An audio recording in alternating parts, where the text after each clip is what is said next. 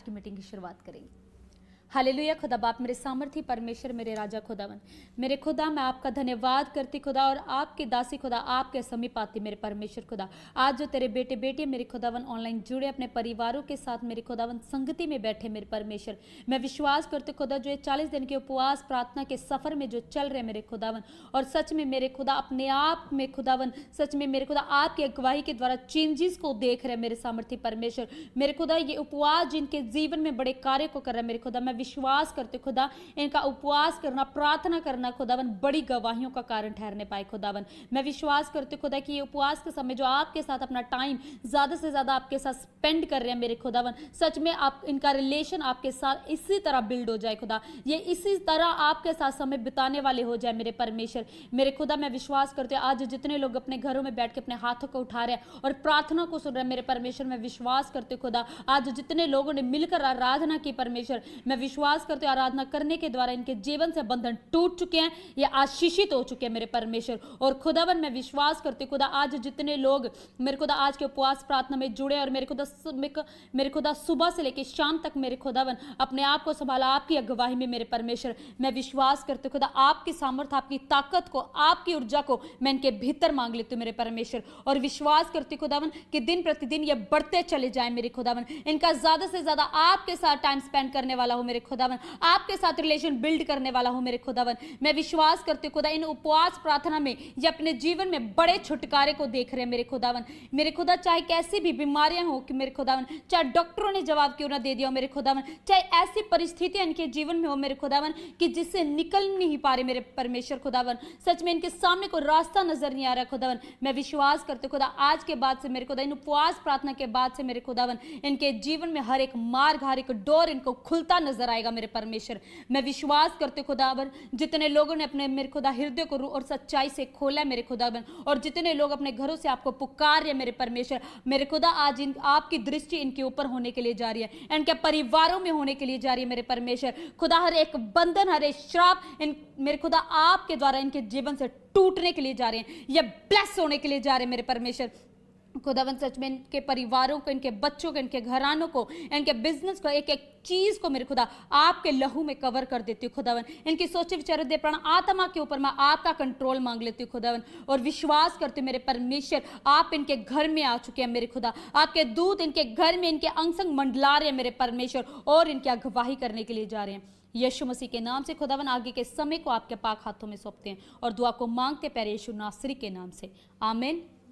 जितने लोग आज विश्वास कर रहे हैं और सच में खुदावंत को रूह और सच्चाई से पुकारें कि परमेश्वर मैं चाहता हूं कि आप मेरे जीवन में काम करें, मैं चाहता हूं कि आप मेरे मार्गों को खोलें और मेरे क्वेश्चन का जिन चीज़ों में आप कंफ्यूज्ड हो रखे हैं, बहुत से लोग आपको गिराने की कोशिश कर रहे हैं लेकिन आपके सामने ऐसे कि आप हर एक सिचुएशन से थक चुके हैं। मैं उन लोगों से बात कर रही हूँ जो लोग हर सिचुएशन से थक चुके, ये आज विश्वास करो आज का कलाम आपके लिए है। आज विश्वास करो परमेश्वर आपसे बात करना चाहता है, परमेश्वर आपके लिए रास्ता खोलना चाहता है, वो सिर्फ इतना चाहता है कि आज मेरे बेटे मेरी बेटी मेरी बात को ध्यान से सुने। और आज विश्वास करो जितने लोग अपने घरों में बैठ के अपने परिवार के संग अपने बच्चों के संग जो इस मीटिंग में जुड़े, खुदावंत बड़े मिराकिल आपके जीवन में करने के लिए जा रहा है। हालेलुया। आइए आज के कलाम में हम जाएंगे, आइए कलाम में देखेंगे जब हम पुराने समय में गिनती के 11 के जब हम 4 में पढ़ते हैं तो परमेश्वर क्या कहता है। यहाँ पर इजराइलियों से बात की जा रही है।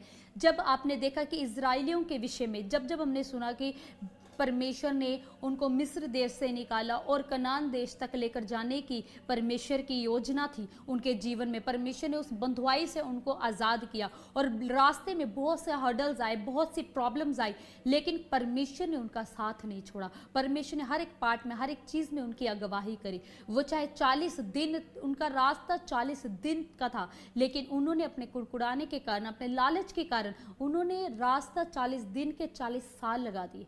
आज हमारी भी लाइफ में कुछ परिस्थितियां ऐसी हैं जो आशीषें हम 40 दिन में प्राप्त कर सकते हैं, हम 40 मिनट्स में प्राप्त कर सकते हैं, 40 घंटों में पा सकते हैं, वो हम 40 साल तक लेकर चले जाते हैं, 1 साल में 2 साल में 10 साल में 15 साल में 20 सालों तक लेकर चले जाते हैं। क्यों? हमारी खुद के कारण। हम सोचते हैं कि प्रभु मैं इतनी प्रार्थना कर रहा हूँ, इतना वचन पढ़ रहा हूँ, फिर भी मेरी लाइफ में काम क्यों नहीं हो रहा, मैं इतना आपके साथ टाइम स्पेंड कर रहा हूँ लेकिन फिर भी क्यों मैं अकेला रह जाता हूँ, क्यों लोग मुझे आके गिरा कर चले जाते हैं, क्यों मेरे साथ ही ये चीज़ क्यों होती है। बहुत से लोगों का क्वेश्चन है आज भी कि क्यों मेरे साथ ही ये क्यों चीज़ होती है, मेरे साथ ही ये प्रॉब्लम्स क्यों आती है। आज परमेश्वर आपको बता रहा है इन इजरायली लोगों के विषय में।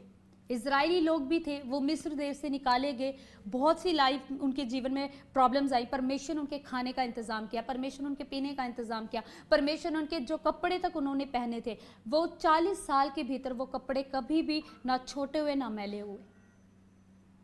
वो परमेश्वर ने ऐसी अगुवाई अपने दास के द्वारा उनके जीवन में रखी। और क्या हुआ, जब हम यहाँ पर पढ़ते हैं तो क्या हुआ, एक समय में इजरायली लोग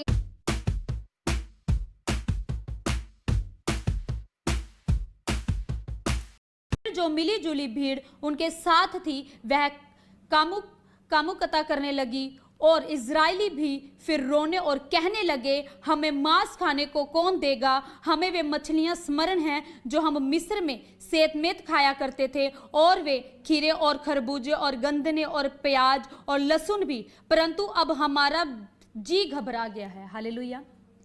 यहां पर इजरायली लोग कुड़कुड़ा रहे हैं। वो क्या शिकायत लेके परमेश्वर के दास के सम्मुख आए हैं, वो एक दूसरे के साथ कुड़कुड़ा रहे हैं। कहते कि कामुकता मतलब कि लूचपन के काम, वो घिनौने काम करने लगे। और क्या हुआ, उसके साथ साथ जब एक पाप हमारे जीवन में उत्पन्न होता है तो उसके साथ वो अन्य पाप भी हमारे जीवन में उत्पन्न होना शुरू हो जाते हैं। जब इजरायली लोग घिनौने काम करने लगे तो उनके जीवन में सबसे ज्यादा जो हावी होने लगी वो था लालच।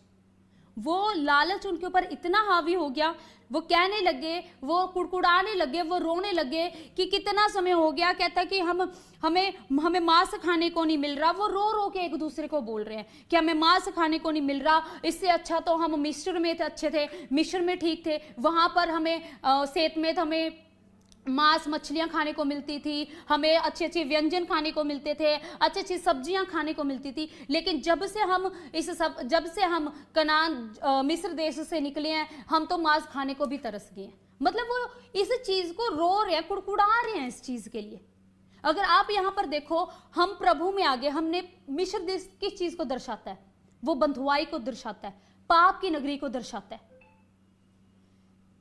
लेकिन वो उस चीज को नहीं देख रहे कि परमेश्वर ने हमें कहां से निकाला, हमें उस बंधुआई से परमेश्वर ने छुड़ाया, वो ये नहीं देख रहे। वो कुड़कुड़ा रहे हैं कि इससे अच्छा तो हम वहां पर थे, कि वहां पर हमें इतना अच्छा खाने पीने को मिलता था, हमारे लिए इतना अच्छा था। वो ये नहीं देख रहे कि हम बंधुआई में थे। आज बहुत से लोग प्रभु में आ जाते हैं, प्रभु में आने के बाद भी उनको पुराना लाइफस्टाइल ज्यादा अच्छा लगने लगता है। थोड़ा सा वो प्रभु में प्रार्थना में समय देने लगते हैं, थोड़ा सा उनकी लाइफ में प्रॉब्लम्स होनी शुरू होती है, तो वो डायरेक्टली किसको इल्जाम देने लग जाते हैं, प्रभु को, कि इससे अच्छा तो हम पुराने जीवन में थे, चाहे दुख भी था, एटलीस्ट ऐश तो मारते थे, अपनी जिंदगी तो जी रहे थे, जो चाहे हम वो कर सकते थे। लेकिन प्रभु में आने के बाद क्या है, इंस्ट्रक्शंस लग गई है हमारे ऊपर कि हम ये नहीं कर सकते, वो नहीं कर सकते, ये नहीं खा सकते, वो नहीं खा सकते, इधर नहीं जा सकते, उधर नहीं जा सकते। परमेश्वर कहता है मैंने तुम्हें स्वतंत्र का आत्मा दिया है, मुझ में आने के बाद तुम आजाद हो। लेकिन हम क्या करते हैं, परमेश्वर को जानने के बाद, परमेश्वर में आने के बाद अपने आप को बंधुआई में महसूस करते हैं, और पुराने टाइम को याद कर कर हम पुराने समय को, उस बंधुआई को उससे हम परमेश्वर की तुलना करते हैं। ये लोग यहाँ पर पाप कर रहे थे, परमेश्वर की तुलना उस बंधुआई से कर रहे थे। और परमेश्वर ने देखो, परमेश्वर उनके लिए हर एक चीजों का इंतजाम करता था, खाने का। परमेश्वर ने स्वर्गीय मन्ना उनके लिए परोसा। परमेश्वर उनके लिए वो स्वर्गीय मन्ना को छोड़ के उस मांस मछलियां उन चीजों का ध्यान कर रहे थे, चिकनी चुपड़ी जो व्यंजन थे उसका लालच कर रहे थे। जब आप उपवास करते हैं, कुछ लोग अभी भी आप देखते होंगे कि कुछ लोग जब उपवास करते हैं, जब आप दानियल के बारे में भी पढ़ते हैं, जब दानियल ने उपवास किया तो उसने क्या किया, साग पात खाया, उसने चिकनी चुपड़े व्यंजन नहीं, उसने साधारण भोजन खाया। जब हम साधारण भोजन खाते हैं, इसका मतलब ये नहीं है कि हाँ उन चीजों को छोड़ दो, कि हाँ मांस खाना ही छोड़ दो, मछलियां खाना ही छोड़ दो। इसका मतलब ये है कि जो ये व्यंजन है, ये हमारे जीवन में लालसाओं को पैदा करता है। जब आप उसमें बैठे हो, आप फास्टिंग में बैठे हो, तो जब आपके सामने अच्छे अच्छे पदार्थ परोस दिए तो आपका मन कहीं ना कहीं वो जी ललचाएगा, आपका कहीं ना कहीं आपका मन ललचाएगा, यार मैं खा ही लेता हूँ, कोई नहीं, मैं अपना फास्टिंग ओपन ही कर देता हूँ, बाद में खा लूंगा, बाद में फास्टिंग कोई बात नहीं, अभी खोल ही लेता हूँ फास्टिंग। लेकिन जब आपको पता है कि मैंने साधारण भोजन नहीं करना, आपके सामने जितना मर्जी पड़ा हो, जब आप फास्टिंग करते हैं, उपवास करते हैं, तो परमेश्वर आपको सेल्फ कंट्रोल करना सिखाता है। आपको आपकी इच्छाओं के ऊपर, आपको आपकी लालसाओं के ऊपर, इन चीजों के ऊपर कंट्रोल करना सिखाता है। तो जब इजरायली लोग सफर पर थे तो वो सिर्फ मांस मछलियों को लेकर परमेश्वर की तुलना उस बंधुआई से करने लगे, और जब बंधुआई से करने लगे, और वो उन्होंने ये चीज नहीं देखी कि परमेश्वर अपने मन्ने को हमारे लिए परोसता था, वो स्वर्गीय मन्ना, वो स्वर्गीय रोटी। लोग वो स्वर्गीय रोटी खाने को छोड़कर उन चीजों का लालच कर रहे थे। वो परमेश्वर के उस स्वर्गीय, जब हम, अगर आपको बोल दिया गया कि आपने सिर्फ परमेश्वर के जो स्पिरिचुअल गिफ्ट है उनकी ओर ध्यान देना है, स्पिरिचुअल आपको ग्रोथ की ओर ध्यान देना है, आपको आपका जो ध्यान है परमेश्वर की ओर होना चाहिए। हम उन चीजों को छोड़कर अपनी लाइफ के उन चीजों पर हम ध्यान करते हैं। मेरे पास ये नहीं है, मेरे पास गाड़ी नहीं है, मेरे पास बंगला नहीं है, मुझे सारी चीजें बटोर के रखनी है। जैसे इजरायली लोग क्या करते थे, जब भी उनको कुछ खाने को मिलता था वो क्या करते थे, बटोर के रख लेते थे, इकट्ठा करके रख लेते थे, 2 दिन के लिए, 3 दिन के लिए, 4 दिन के लिए, 5 दिन के लिए, हफ्ते के लिए, वैसे ऐसे बटोर के रख लेते थे। लेकिन परमेश्वर ने कहा कि तू मेरे धर्म राज्य की खोज कर, दुनियावी वस्तुएं, दुनियावी चीजें, दुनियावी वस्तुएं अपने आप तेरे पीछे हो लेंगी। यहां पर इजरायली लोग उस स्वर्गीय मन्ना को छोड़कर वो उन चिकनी चुपड़ी जो व्यंजन है, सिर्फ उस चीज के लिए लड़ रहे थे, उस चीज का लालच कर रहे थे, सिर्फ उसके लिए कुड़कुड़ा रहे थे। और जब परमेश्वर ने जब देखा कि मेरे बच्चे सिर्फ इन चीजों के लिए कुड़कुड़ा रहे हैं, आप ये चीज देखो, उस समय परमेश्वर एकदम, जैसे परमेश्वर का दास बोलता था साथ ही साथ काम होता था, इंस्टेंटली। आज भी वैसा काम होता है, लेकिन कहीं ना कहीं हम परमेश्वर को छोड़ के हम मनुष्य के ऊपर ज्यादा फोकस करने लग गए। जब ये बात परमेश्वर ने देखा कि मेरे बच्चे किस तरह कुड़कुड़ा रहे, किस तरह लालच कर रहे सिर्फ इन व्यंजनों के लिए, और परमेश्वर का अत्यंत क्रोध उनके ऊपर भड़का।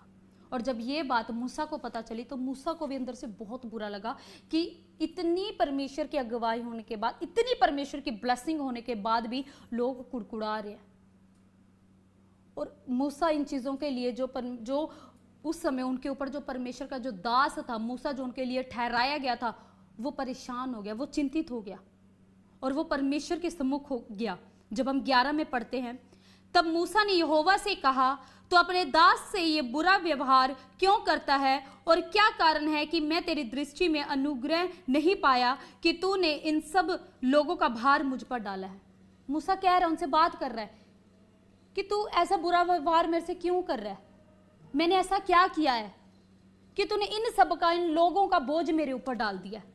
वो अपने आप को थका हुआ, वो थक चुका था लोगों का बोझ उठा उठा के। जैसे जैसे वो जिद करते थे, जैसे जैसे वो बातें बोलते थे, जैसे जैसे वो कुड़कुड़ाते थे, परमेश्वर के आगे लेकर जाना, परमेश्वर के आगे बार बार उनकी शिकायतें परमेश्वर तक पहुंचनी, उन चीज़ों के लोग बार बार आके परमेश्वर के प्रति जो शिकायतें करते थे, वो इन चीज़ों को लेकर थक चुका था। वो उनका बोझ उठाता उठाता थक चुका था। और वो क्या कहता आगे परमेश्वर से, क्या ये सब लोग मेरी ही कोख में पड़े थे? कहते क्या ये मेरी कोख में पड़े थे? क्या मैंने इनको उत्पन्न किया है? जो तू मुझसे कहता है कि जैसे पिता दूध पीते बालक को अपनी गोद में उठाए फिरता है, वैसे ही क्या मैं इन लोगों को अपनी गोद में उठाकर देश देश लेकर जाऊं? आप ये चीज सोचो कि लोगों ने इतना हार्डली उसको वो इतना ज्यादा परेशान हो गया था, वो इतना ज्यादा थक गया था। ये उन लोगों के लिए जो प्रार्थनाएं कर करके थक चुके हैं अपनी लाइफ में, जो परमेश्वर के सम्मुख बार बार जा जाकर थक चुके हैं, जो अपनी लाइफ में उन लोगों से थक चुके हैं जो लोग उनको गिराना चाहते हैं, जो ये उनके लिए परमेश्वर बात कर रहा है।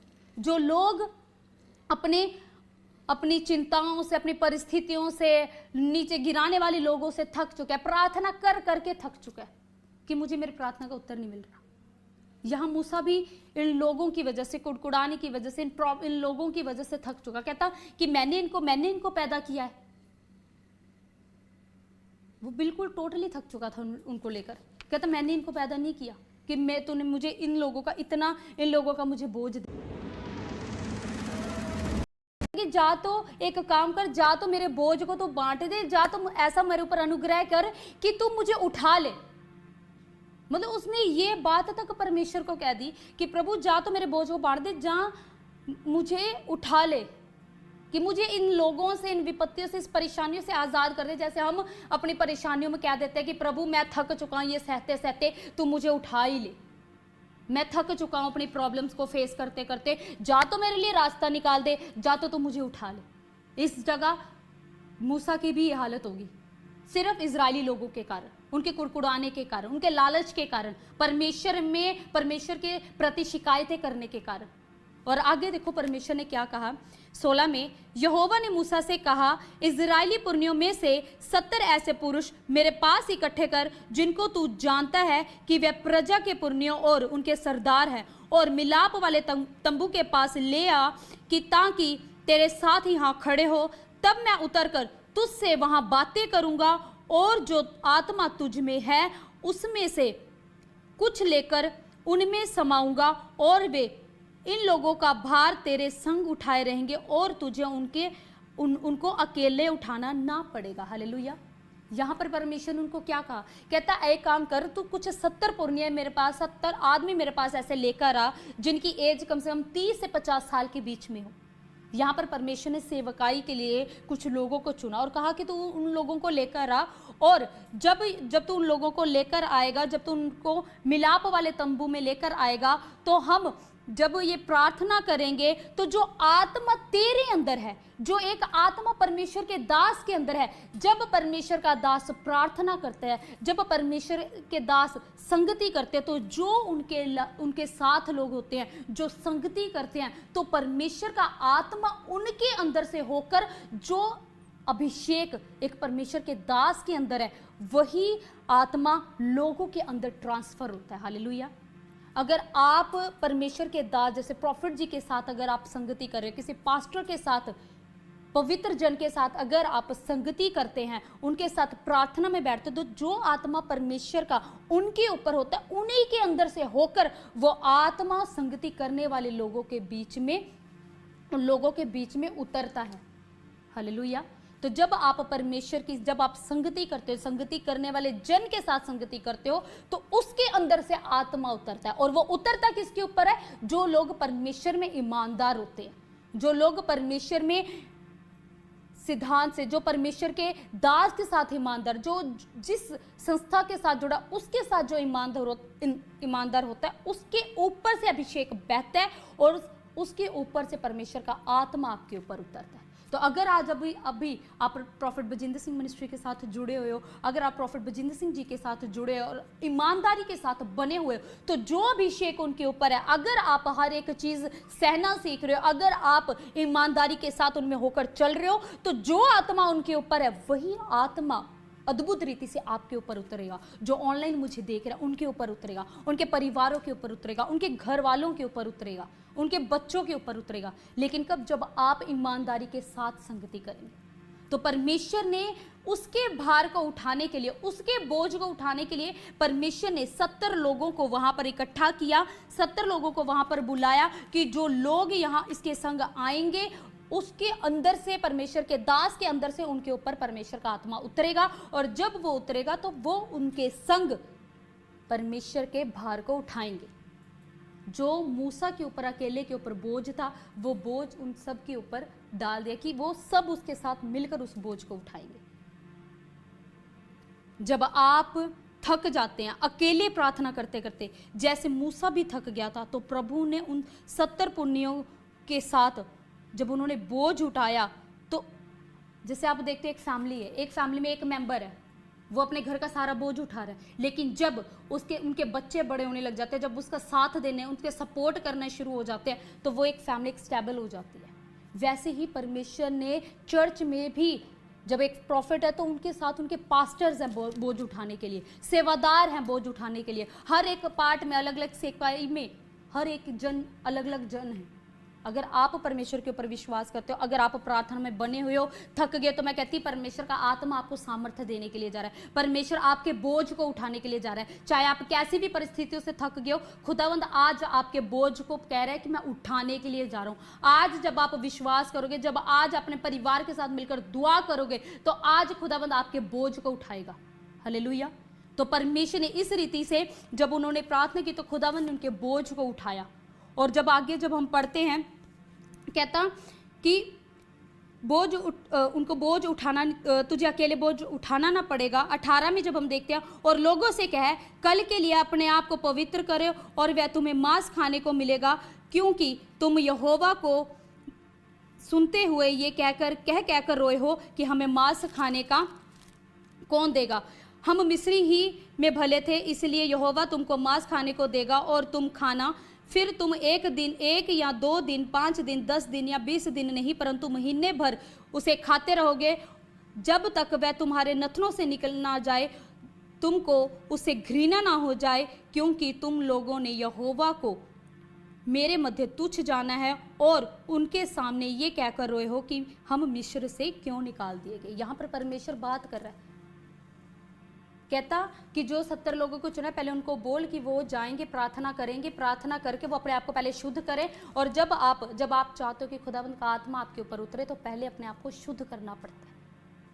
और शुद्ध करने के बाद फिर उसने कहा कि जाके मिस्री लोगों को कह दे कि तुम्हारे ऊपर मैं तुम्हें मांस के साथ तुम्हें तृप्त करने के लिए जा रहा हूँ, मैं तुम्हें मांस देने के लिए जा रहा हूँ। 2 दिन क्या, 4 दिन क्या, 5 दिन क्या, तब तक तुम्हें मैं मांस दूंगा, तब तक तुम उन चिकने चुपने व्यंजन खाओगे जब तक तुम्हारा मन ना भर जाए। कई बारी हमारी लाइफ में हम परमेश्वर की इच्छा को, कई बारी हम अपनी जिद को, अपने कुड़कुड़ाने को ऐसे परमेश्वर के सम्मुख रख देते हैं कि खुदावंद तो इस जिद को मेरी पूरी कर। लेकिन क्या हम उस चीज को समझते हैं कि उस जिद में क्या परमेश्वर की इच्छा है हमारे साथ? क्या उस जिद में परमेश्वर की अगुवाई है हमारे साथ? हम अपनी जिद को ज्यादा इंपॉर्टेंट रखते हैं। प्रभु मैंने ये तुझसे मांगा, मुझे ये चाहिए चाहिए चाहिए चाहिए चाहिए, मुझे नहीं पता तो मुझे दे। लेकिन परमेश्वर कहता मैंने तुझे बेहतर नहीं, मैंने तुझे बेहतरीन देना है। अब पता नहीं हमारे लिए खुदावन ने क्या रखा है और हम किस चीज की जिद कर रहे हैं, किस प्लेटफॉर्म की जिद कर रहे हैं। इन्होंने खुदावन के आगे कुड़कुड़ाए, मांगा, जिद की, और परमेश्वर ने इनकी जिद भी पूरी की, लेकिन उसमें खुदावंद की इच्छा नहीं थी। ये रोए, लालच किया, गुड़गुड़ाए परमेश्वर के प्रति, परमेश्वर के दास के प्रति भी, लेकिन इनकी अंदर परमेश्वर का ठहराव नहीं था, इनके अंदर परमेश्वर की इच्छा नहीं थी। सिर्फ अपनी इच्छा इन्होंने खुदावंद को जाहिर कर दी। कई बार हमारी लाइफ में ऐसी सिचुएशन आती है कि हमें कोई चीज़ ऐसी पसंद आ जाती है। अगर आप बाहर, अगर आज आप देख लो, आज अभी भी मसीह में भी देख लो कि बहुत से लोग खुद के लिए पसंद कर लेते हैं, हर कोई कर लेते हैं, लेकिन हम उसमें परमेश्वर की इच्छा को नहीं रखते। हम अपनी इच्छा को रख देते हैं कि प्रभु मुझे ये चाहिए तो चाहिए, मुझे नहीं पता तो इसी से मेरी शादी करेगा, मैंने इसी से ही शादी करनी है। क्यों? जब खुदावंद का कलाम है, आप परमेश्वर की इच्छा को रखो। शायद परमेश्वर ने, हाँ शायद वही ठहराया हो, शायद उससे बढ़कर ठहराया हो, कुछ भी आप अपनी बात रखो, लेकिन ये नहीं कि आप अपनी इच्छा डाल दो, अपनी जिद डाल दो। आप यहाँ पर खुदावंद की इच्छा को रखो, और परमेश्वर की जब आप इच्छा को मांगोगे तो परमेश्वर आपके जीवन में काम करेगा ही करेगा। जब आप अपनी सिचुएशन से थक जाओ तो सबसे पहले क्या है कि आप अपना बोझ परमेश्वर के हाथों में सौंपो। दूसरा, जब आप परमेश्वर के नजदीक परमेश्वर की इच्छा को मांगो। हालेलुया, ये बहुत जरूरी है उपवास में। हालेलुया, जब आप विश्वास करते हो तो खुदावंद आपके जीवन में काम करता ही करता है। परमेश्वर आपको यहाँ तक नहीं, खुदावंद ने आपके लिए आगे तक आपके लिए सोचा है। परमेश्वर ने इतना ही नहीं, खुदावंद ने बहुत कुछ सोचा है आपके लिए। आप अपनी जिद को नहीं, आप खुदावंद की जिद को रखो। और देखो, इन्होंने खुदावंद की जिद इतनी, अपनी जिद इतनी रख दी थी कि परमेश्वर की बातों को भूल गए। परमेश्वर ने जो इनके लिए ठहराया था वो छोड़ ही दिया इन्होंने। और आगे क्या हुआ?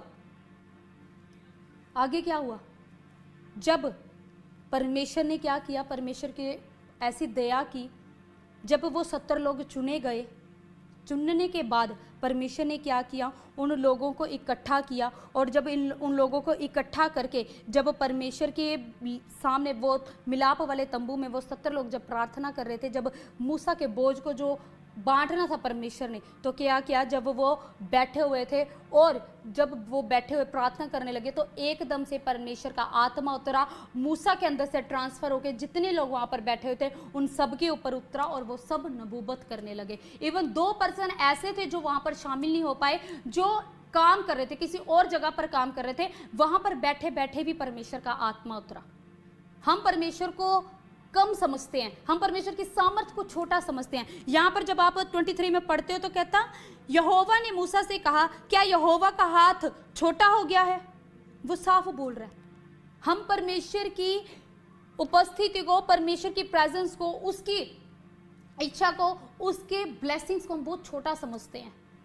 हम सोचते हैं कि हमारी इच्छा के कारण, हमारी इच्छा से ही ये चीजें हों, लेकिन खुदावन ने, परमेश्वर ने बहुत सी चीजें हमारे लिए ठहराई है, लेकिन परमेश्वर कहता है कि अंत में मैं तेरी आशा पूरी करूंगा। लेकिन खुदावन ने जो करना है वो अपनी इच्छा से करना है। तो जब परमेश्वर ने वो 70 लोग जब चुने तो खुदावन का आत्मा एक दास के द्वारा ही उतरा। जब आज आप इस मिनिस्ट्री के साथ, चर्च के साथ ईमानदार हो तो आपके ब्लेसिंग यहीं से ही ट्रांसफर होंगी। अगर आप कहते हो मैं और कहीं चले जाता हूँ, वो कोई नहीं है, काम करने वाला परमेश्वर है। लेकिन आपकी, क्या आप अधीनता में चलते हो? क्या आप परमेश्वर के दास के साथ ईमानदार होकर चलते हो? परमेश्वर ये देखता है और जो ब्लेसिंग आपको मिलनी है वो यही से ही आपको ट्रांसफर होंगी। वो परमेश्वर के दास के द्वारा ही आपकी लाइफ से ट्रांसफर होगी। जब एक परमेश्वर का दास आपके लिए प्रार्थना करेगा, परमेश्वर आपकी लाइफ में काम करेगा ही करेगा। वो आपके ऊपर डिपेंड करता है कि आपने उसको किस तरह अपनी लाइफ में रिसीव करना है। परमेश्वर ने इजरायली लोगों के जीवन में हर एक आशीष रखी थी, हर एक ब्लेसिंग रखी थी, लेकिन किसके द्वारा? मूसा के द्वारा, परमेश्वर के दास के द्वारा। जब जब परमेश्वर का दास बोलता था, परमेश्वर काम करता था। हालेलुया। तो जब वो इतने इन चीज़ों में अट्रैक्ट हो चुके थे, पुरानी चीज़ों में, मिस्र के बारे में याद करना, वहीं होते। जब हम पुरानी चीज़ों को याद करते हैं, स्मरण करते हैं, उन चीज़ों में खो जाते हैं कि इससे अच्छा मैं पुरानी चीज़ों में अच्छा था, पुराने समय में अच्छा था, मेरी लाइफ में कोई हर्डल्स नहीं था, मैं नशों में ही अच्छा हूँ, मैं दलेदरी में अच्छा हूँ। नशों में क्यों? कि कुछ पता ही नहीं चलता। जब बंदा नशा कर लेता तो उसको चिंता का कोई भाव नहीं रहता। जब इजरायली लोग भी कुड़कुड़ाने लगे, वो परमेश्वर के दास के विरुद्ध हो गए, और कैसे परमेश्वर ने उनकी लाइफ में काम किया। खुदावन ने उसकी इच्छा को पूरी किया। कहता कि मैं तेरी इच्छा को पूरी करूंगा, जो तुमने मांगा मैं तुम्हें दूंगा, और ऐसा दूंगा कि तुम थक जाओगे, लेकिन जब तक तुम थक नहीं जाते तुम्हें वो मिलते, मतलब वो तुम अक जाओगे उस चीज से। वो स्वर्गीय रोटी को छोड़ के, स्वर्गीय धन को छोड़ के, स्वर्गीय चीजों को छोड़ के, परमेश्वर को छोड़ के वो अन्य चीजों में अपना ध्यान लगा रहे थे। और फिर उनके साथ क्या हुआ? जब हम 31 में पढ़ते हैं, तब यहोवा की ओर से एक बड़ी आंधी आई और वह समुद्र से बटेरे उड़कर छावनी पर और उसके चारों ओर इतनी ले आए कि इधर उधर एक दिन के मार्ग तक भूमि पर 2 हाथ के लगभग ऊंचे तक छा गए। और लोग उठकर उस दिन भर रात भर और दूसरे दिन भर भी उसको बटोरते रहे, उन बटेरों को बटोरते रहे। जिसने कम से कम बटोरा उसने 10 हमेर बटोरा, और उन्होंने उन्हें छावनी के चारों ओर फैला दिया। मांस उनके मुंह में ही था और वह उसे खाने न पाए थे कि यहोवा का कोप उन पर ऐसा भड़का और उनको ऐसी मार मारी कि उसके बाद जिस जगह पर वो मारे गए उस स्थान का नाम किब्रोथावतावा पड़ा। आप ये चीज़ सोचो कि क्या हुआ जब खुदावंद की इच्छा उनके जीवन में पूरी नहीं हुई। उन्होंने अपनी इच्छा को जाहिर किया, तो अंत में क्या हुआ? उन्होंने, जब परमेश्वर ने फिर भी उनको थोड़ा सा समय दिया, परमेश्वर ने देखा कि ये क्या करते हैं, और इन्होंने क्या किया, जब परमेश्वर ने समुद्र के अंदर से एक आंधी आई और जो जितने भी बटेरे, जो पक्षी थे, वो सारे के सारे वहां पर बटोर दिए। और लोग, वो इजरायली लोग क्या करने लगे, उन्होंने 2 नहीं 3 नहीं, वो बटोरते रहे, पूरा दिन रात वो इकट्ठा करते रहे कि पता नहीं उनको दोबारा मिलेगा भी कि खाने को कि नहीं। वो इतना इकट्ठा करते रहे। परमेश्वर भी ये देख रहा था कि इनकी आस फिर भी मुझ पर होती है कि फिर ये अपने लिए खुद ही सोचते हैं। यहां पर वो अपनी समझ का सहारा ले रहे थे, परमेश्वर के ऊपर विश्वास नहीं कर रहे थे, अपनी समझ का सहारा ले रहे थे। और क्या हुआ, और उन्होंने इकट्ठा करते रहे और परमेश्वर का क्रोध उनके ऊपर ऐसा भड़का कि सब के सब मारे गए। अगर आज आप परमेश्वर के ऊपर विश्वास करते हो, अगर आज आप अपना ध्यान परमेश्वर की ओर लगाया, अगर आज आप अपनी आशीषों को लेकर उपवास में होने के बाद भी आप कुड़कुड़ा रहे हो, लालच कर रहे हो कि मुझे ये भी मिल जाए, मुझे ये भी मिल जाए। आज हम उपवास लालच के लिए कि प्रभु मैं इस चीज के लिए उपवास कर रहा हूँ, मुझे कार चाहिए तो मैं उपवास कर रहा हूँ, मुझे घर चाहिए तो मैं उपवास कर रहा हूँ, मुझे बंगला चाहिए तो मैं उपवास कर रहा हूँ। क्या आप उपवास करते हो कि प्रभु मैं उपवास कर रहा हूँ, मुझे तेरे घर में रहना है, वो घर जो स्वर्गीय घर है मुझे उसमें रहना है, मैं उसमें जगह तैयार करने के लिए उपवास कर रहा हूँ, मैं तेरे साथ अपना मैं रिलेशन और भी मजबूत करने के लिए अब मैं उपवास कर रहा हूँ। क्या हम ऐसा कहते हैं? हम दुनियावी चीजों के लिए उपवास कर रहे हैं। आप परमेश्वर के पीछे चलकर तो देखो, आप परमेश्वर की ओर अपनी आंखें लगाकर तो देखो, आपको बाकी चीजों की जरूरत नहीं पड़ेगी। इजरायलियों की तरह आपको बटोरने की जरूरत नहीं है। आपको सिर्फ परमेश्वर के साथ रिलेशन रूह और सच्चाई से ईमानदारी के साथ एक रिलेशन बिल्ड करने की जरूरत है। थॉट्स परमेश्वर डालेगा, बुद्धि परमेश्वर देगा, परमेश्वर आपको बताएगा किस मार्ग में चलना है, इधर जाना है उधर जाना है, क्या खाना है क्या पीना है, परमेश्वर बताएगा। और इतनी परमेश्वर के अंदर सामर्थ है, क्या आपके अंदर सामर्थ है कि आप परमेश्वर की उन आवाज को सुन सको? क्या आप परमेश्वर के चलाए आप चल सको? इजरायली लोगों ने कुड़कुड़ाया, लालच किया, व्यर्थ चीजों के लिए लालच किया, सिर्फ खाने के लिए लालच किया, और क्या हुआ? जिद की परमेश्वर से, परमेश्वर के दास के प्रति कुड़कुड़ाए, वो जिद की उन्होंने कि नहीं मुझे नहीं, हमें मासी चाहिए, मासी। अपनी इच्छा नहीं, परमेश्वर की इच्छा नहीं, अपनी इच्छा को परमेश्वर के आगे रखा, और परमेश्वर ने भी उनकी इच्छा को पूरी किया, लेकिन अपनी इच्छा में नहीं, उन लोगों की जिद के कारण उस इच्छा को पूरा किया। और अंत में क्या हुआ? बटोरते बटोरते ऐसा समय में आया कुछ लोग तो खा भी नहीं पाए उस मांस को और मारे गए। आज हमारे पास समय, आज हमारे पास परमेश्वर ने हमें उपवास का समय दिया है। जब हम उपवास करते हैं तो उपवास लालच के लिए नहीं, प्रभु में बढ़ने के लिए होना चाहिए। क्या हमारा उपवास प्रभु में बढ़ने वाला है? ये परमेश्वर आपसे पूछ रहा है। इस पूरी चीज में जब आप दोबारा पढ़ोगे शायद परमेश्वर और भी अच्छी तरीके से आपसे बात करे कि किस तरह वो कुड़कुड़ाए, किस तरह परमेश्वर ने खासकर मूसा को हिम्मत दी। आपके प्रति कुड़कुड़ाने वाले लोग भी होंगे, आपके प्रति आपको हैरास करने वाले लोग भी होंगे, लेकिन परमेश्वर ने मूसा को कैसे थामा और कैसे परमेश्वर ने मूसा को ताकत दी? सिर्फ प्रार्थना करने के द्वारा, सिर्फ परमेश्वर के साथ समय बताने के द्वारा। अगर आप थक चुके तो आप प्रार्थना करो, अपने परिवार के साथ अपना बोझ बांटना शुरू करो अपने परिवार के साथ। अगर एक बोझ आप खुद लेकर घूम रहे हो तो प्रार्थना में बैठो कि खुदावन हम एक मन होकर आपके समीप आते हैं।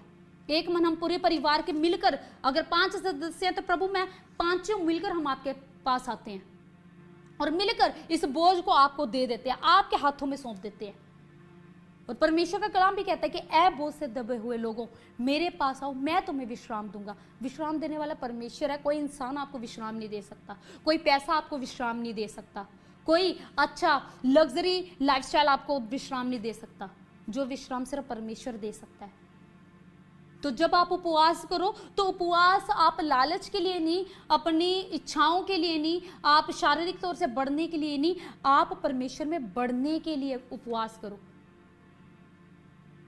मैं अपने लिए एक चीज बोलती हूँ कि प्रभु मुझे यहाँ पर घर मिले ना मिले, लेकिन मुझे स्वर्ग में एक घर चाहिए और मुझे बहुत अच्छा घर चाहिए। उपवास का मतलब ही होता है ऊपर जैसा वास। ऊपर जैसा वास कैसा? स्वर्गीय वास। कैसे हम वहां पर लोग प्रेमी, कैसे वहां के लोग कैसे चलते हैं संगति में, एक मन एक चित होकर। किसी के मन के अंदर लालच नहीं है, किसी के मन के अंदर कुड़कुड़ाहट नहीं है, किसी के मन के अंदर व्यभिचार नहीं है, किसी के मन के अंदर किसी को गिराने की इच्छा नहीं है। वहां पर सब एक समान है परमेश्वर की नजर में। तो हमें जो अपना उपवास करना है परमेश्वर में बढ़ने के लिए करना है। सेकंड, कि हमें बटोरने की जरूरत नहीं है, प्रभु के हाथों में छोड़ने की जरूरत है। हमें अपने लिए इकट्ठा करने की जरूरत नहीं है। मैं ये इकट्ठा कर लेता हूँ, मैं यहाँ से पैसा इकट्ठा कर लेता हूँ, जहाँ से मुझे मौका मिले मैं वहाँ से इकट्ठा कर लेता हूँ। नहीं इकट्ठा करने की जरूरत। इकट्ठा करोगे गलत तरीके से इकट्ठा करोगे तो अद्भुत गलत तरीके से ही निकलेगा। लेकिन प्रभु में होकर, परमेश्वर की इच्छाओं में होकर चलोगे तो खुदावन कहता इकट्ठा करने की जरूरत नहीं है, मेरे हाथों में सौंपने की जरूरत है। अपनी परेशानियों को एक साथ लेकर बैठने की ज़रूरत नहीं है, परमेश्वर के हाथ में कि प्रभु ये मेरी परेशानी थी, ये मैंने दे दी और अब मुझे कोई चिंता नहीं है। मैं आपका धन्यवाद करता हूँ कि आपने मेरी चिंता से मुझे मुक्त किया है। सेकंड ये चीज़। थर्ड चीज़, हर बात में जिद ना रखो, प्रभु की इच्छा को रखो, प्रभु की इच्छा को मांगो और जो परमेश्वर की इच्छा होगी वो बेहतर नहीं बेहतरीन होगी, बेस्ट होगी और ऐसी होगी जिसमें आपको भी पछतावा नहीं होगा, आपको भी खुशी होगी कि अच्छा हुआ मैंने परमेश्वर की इच्छा को मांगा। हालेलुया। तो तीसरा जो आपने करना है, परमेश्वर की इच्छा को मांगना है। और लास्ट है कि उपवास में हम डिसिप्लिन सीखते हैं, अपने आप को शुद्धता के साथ चलना सीखते हैं। जब हम उपवास करते हैं तो उपवास में हम परमेश्वर से डिसिप्लिन सीखते हैं, परमेश्वर के चाल चलन को सीखते हैं, परमेश्वर की बातों को सीखते हैं, परमेश्वर के आज्ञाओं को सीखते हैं, परमेश्वर के कार्यों को सीखते हैं और परमेश्वर के साथ शुद्धता में होकर चलना सीखते हैं। अगर अभी भी आपको लगता है कि मुझसे गलती हो गई है, मैं इन चीज़ों को छोड़ना चाहता हूँ, तो परमेश्वर कह रहा है बस आज से तू मन फिराना शुरू कर, मैं आज से ही तेरे को शुद्धता से लेकर चलूंगा, मैं आज से ही तुझे डिसिप्लिन में लेकर चलूंगा। सिर्फ अपना हाथ प्रभु के हाथों में सौंपने का है, सिर्फ अपना विश्वास प्रभु के हाथों में देने का है। इजरायलियों की तरह कुड़कुड़ाने की नीड नहीं है, वो भी छोटी सी चीज़ों के लिए, सिर्फ खाने के लिए। परमेश्वर कहता है उन पक्षियों को देखो जिनका ना तो रहने का है, जिनका ना खाने का ठिकाना है, जिनका ना कोई पीने का ठिकाना है, लेकिन फिर भी मैं उनका इंतजाम करता हूँ। हम अपने आज के लाइफस्टाइल को हम इतना खो गए हैं कि हम परमेश्वर की योजना को देखना ही नहीं चाहते, हम परमेश्वर की बात को सुनना ही नहीं चाहते कि एक्चुअल में परमेश्वर हमसे बात करना क्या चाहता है, परमेश्वर में क्या सिखाना चाहता है। हमने बहुत आसानी से अपना लिया, हाँ जी मैं यीशु मसीह का बेटा हूँ, यीशु मसीह मेरे अंग संग है, यीशु मसीह मैं यीशु मसीह के साथ होकर चलता हूँ। लेकिन क्या एक्चुअल में हमने अपने लाइफ का आधार, अपने लाइफ का सब कुछ परमेश्वर को माना है? हमारे लाइफ में प्रॉब्लम्स बहुत आती हैं, थक जाते हैं, हारने वाली सिचुएशन तक भी आ जाती हैं, लेकिन जिसका विश्वास, जिसका भरोसा उस यहोवा पर है, वो कभी लज्जित नहीं होता, वो कभी टूटता नहीं है, वो कभी भी गिरता नहीं है। अगर टूटेगा तो परमेश्वर उसको और भी अद्भुत नई तरीके से खड़ा करेगा, अपनी सामर्थ, अपने उसके हियाब को उसको ऐसा बांधेगा, उसके अंदर विश्वास को ऐसा डालेगा कि वो और नई अद्भुत तरीके से खड़ा होगा। जितना आप टूटोगे, जितना आप बिखरोगे, उतना आप नए होंगे। हम सिर्फ उस चीज को देखते हैं, लेकिन उसके आने वाले आगे के रिजल्ट को नहीं देखते। आप रिजल्ट को फील करना शुरू करो। परमेश्वर ब्लेस करने के लिए जा रहा है, परमेश्वर आपको आशीष देने के लिए जा रहा है।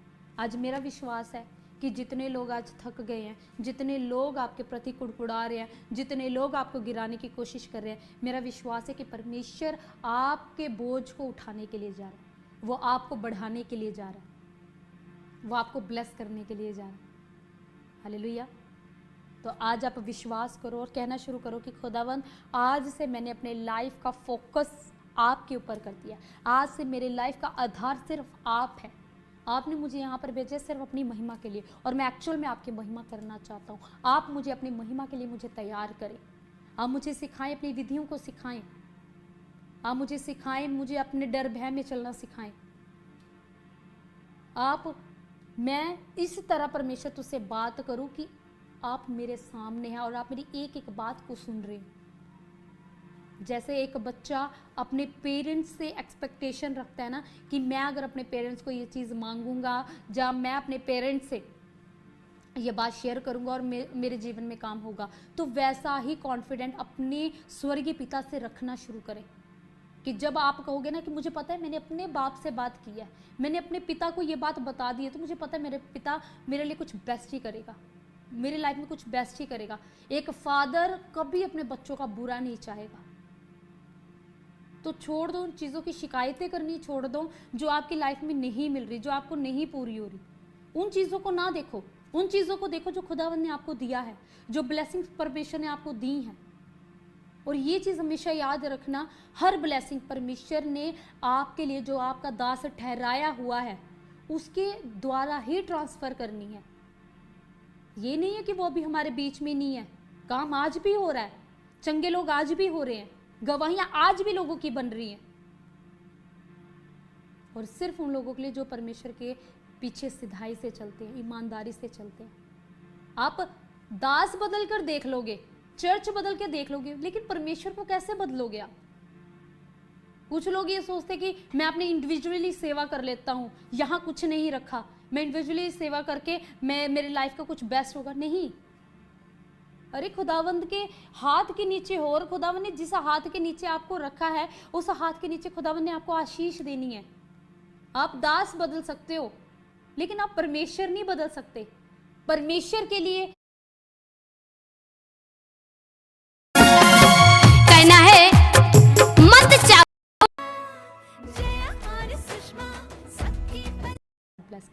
ये हम अपने हाथों को उठाएंगे और जिनके भी प्रॉब्लम है, सर्वाइकल है, जो भी आपको दिक्कत है, सिर्फ आप वहां पर हाथ रखो। इसी घड़ी परमेश्वर का आत्मा छुएगा और आपको आजाद करेगा। Hallelujah, hallelujah. खुदा बाप मेरे सामर्थ्य परमेश्वर राजा खुदावन, सच में मेरे राजा आज तेरे बच्चों के लिए मेरे खुदावन मैं प्रार्थना करती खुदा, जितने लोगों ने आज जाना कि खुदावन हमें आपसे प्यार करना है, खुदा आपके पीछे चलना है, हमें स्वर्गीय घर चाहिए खुदावन, हमारी लाइफ का मेरे खुदावन आधार आप है मेरे परमेश्वर। जितने लोग आपको खोजने के लिए तैयार है मेरे पिता, मैं विश्वास करती हूँ मेरे को उनके जीवन से उनके बोझ को आज आप उठाने के लिए जा रहे हैं। इन लोगों को आज आप ब्लेस करने के लिए जा रहे हैं, हर एक बीमारियों से फ्री करने के लिए जा रहे हैं, हर एक गरीबी से फ्री करने के लिए जा रहे हैं मेरे खुदावन। मैं विश्वास करती हूँ मेरे खुदावन, हर एक जिनके करियर में प्रॉब्लम आ रही है मेरे खुदावन, आप उनके करियर को स्टेबल करने के लिए जा रहे हैं मेरे खुदावन। हर एक बंधनों से छुटकारा दे रहे हैं, हर एक पीढ़ियों के श्रापों से आजाद करने के लिए जा रहे हैं मेरे परमेश्वर। खुदावन मेरे खुदा, मैं घोषणा करती हूँ मेरे परमेश्वर, सच में आपकी दया, आपकी सामर्थ इनके जीवन में उतरने के लिए जा रहे खुदावन। ये आपके अभिषेक को देख रहे खुदावन। मैं विश्वास करती हूँ जितने लोग अपने मनों को खोलकर आपके समीप आने के लिए तैयार हो चुके हैं खुदावन, चाहे थक भी गए थे खुदावन, लेकिन आज जितने लोगों ने अपने हियाब को बंधाया मेरे खुदावन, मैं विश्वास करती हूँ मेरे खुदावन उनके जीवन में नए मार्ग आपकी ओर से खुलने के लिए जा रहे, ब्लेस होने के लिए जा रहे हैं। हर एक डोर आपकी ओर से ओपन हो चुका है मेरे खुदावन, और मैं विश्वास करती हूँ मेरे खुदावन बड़ी गवाहियों के साथ आ रहे हैं। हर एक रिपोर्ट नॉर्मल हो चुकी है मेरे खुदावन, हर एक वेंटिलेटर के श्राप, पैरालिसिस का श्राप, कैंसर का श्राप यीशु नासरी के नाम से टूट चुके हैं और ये आजाद हो चुके हैं मेरे खुदावन। इसी घड़ी आपकी भारी सामत इनकी हड्डियों को छुए, इनके मांसपेशियों को छुए, इनकी बॉडी के एक एक पार्ट को मेरे खुदा, एक एक ऑर्गन को छुए खुदावन। मैं विश्वास करती हूँ इसी घड़ी आपका सामर्थ्य लहू इनके ऊपर लग रहा है, और मेरे खुदा आपके लहू के द्वारा ये शुद्ध हो रहे हैं, अपनी बीमारियों से, लाचारियों से, गरीबी से, डिमोशन से, फेलियर से शुद्ध होने के लिए जा रहे हैं, आजाद होने के लिए जा रहे हैं मेरे परमेश्वर। और विश्वास करती हूँ मेरे खुदावन, सच में आज जितने लोगों ने अपने मेरे खुदा आपके कलाम को मेरे खुदावन सुना और अपने जीवन में मेरे खुदावन स्थिर किया मेरे खुदावन, मैं विश्वास करती हूँ खुदावन सच में आप नई ताकत इनके जीवन में उत्पन्न करने के लिए जा रहे हैं, नई ऊर्जा को इनके जीवन में उत्पन्न करने के लिए जा रहे हैं खुदावन। और विश्वास करते मेरे खुदा इनके बच्चे आशीषित हो चुके हैं, इनका घराना, इनका परिवार, इनका बिजनेस आशीषित हो चुका है मेरे खुदावन। मैं विश्वास करती हूँ मेरे खुदावन आपकी सामर्थ्य के द्वारा ये चंगे हो रहे हैं, फ्री हो चुके हैं खुदा, आपके कोड़े खाने के द्वारा ये आज़ाद हो चुके हैं मेरे खुदावन। मैं विश्वास करती हूँ खुदा जितने लोग आज लाइव में जुड़े हुए हैं मेरे खुदावन, जिन्होंने आज के लाइव को शेयर किया मेरे खुदावन, और जितने लोगों ने अपनी प्रेयर रिक्वेस्ट कमेंट के थ्रू भेजी है मेरे परमेश्वर, एक एक की प्रार्थना को खुदावन आपने सुन लिया है और मेरे खुदावन उत्तर देने के लिए जा रहे हैं। ये गवर्नमेंट जॉब को देखने के लिए जा रहे हैं, बड़ी ब्लेसिंग इनके जीवन में उतर चुकी है और ये आशीषित हो चुके हैं यीशु मसीह के नाम से, आमीन। जितने लोग आज विश्वास करें, जितने लोगों ने अपनी प्रेयर रिक्वेस्ट